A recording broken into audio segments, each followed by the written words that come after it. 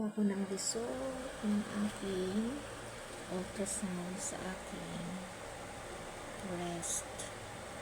So, ito po ang resulta. Impressions is both breast.